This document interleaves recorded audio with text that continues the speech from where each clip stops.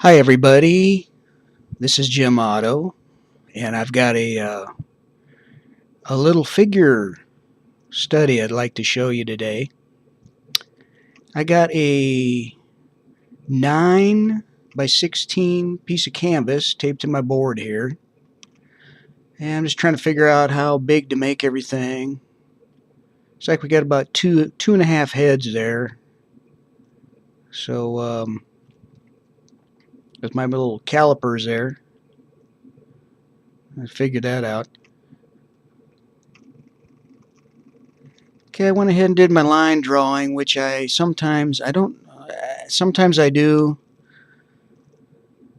Most of the time anymore I mass it in, sorta, but I did a line drawing of somewhat. Started with the darks on the figure. The background is going to be darker than the figure. So, and I don't have any medium. I've been using less medium lately. I think, oh, there's some background there. Less medium and more paint. That's what I've been doing lately.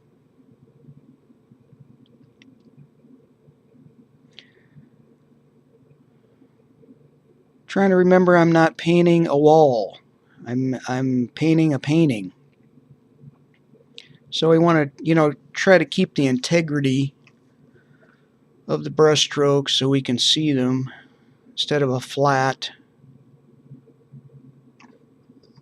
uninteresting background. And I got to admit, right about here, usually in a painting, I'm at that point of, is this going to work? What do I think? Is this going to work, or should I scrape it off, wash it down, and save the piece of canvas,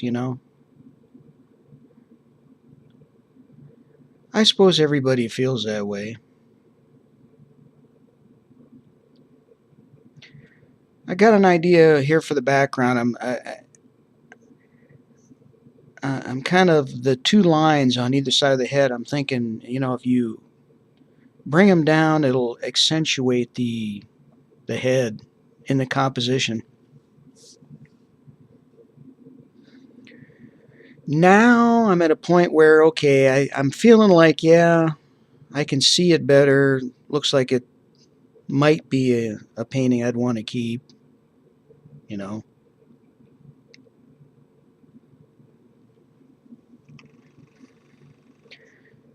Also trying to remember my light, which direction it's coming from.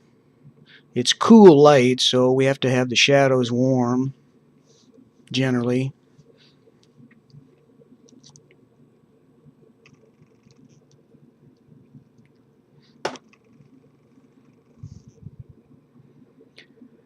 And I'm trying to keep my strokes down to a minimum. Here, I'm thinking right here, I'm thinking, okay, now how would Sargent handle this? Probably a lot better than I handled it, but that's, a couple strokes and there's a hand for him. I had a few more than a couple strokes, so I'll probably go back and mess around a little more with that.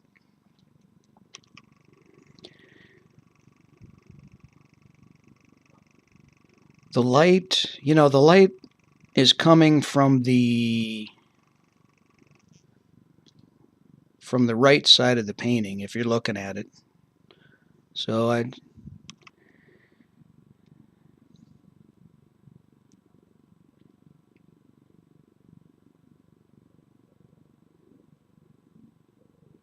trying to forget that I'm painting a face. I'm painting shapes and values and things like that.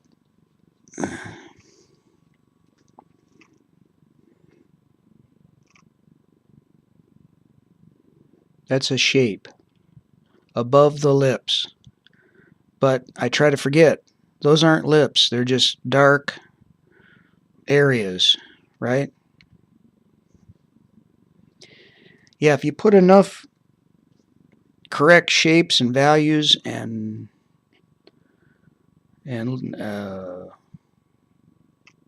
together, hopefully your image will come through and it's going to turn into what you want or what you're painting.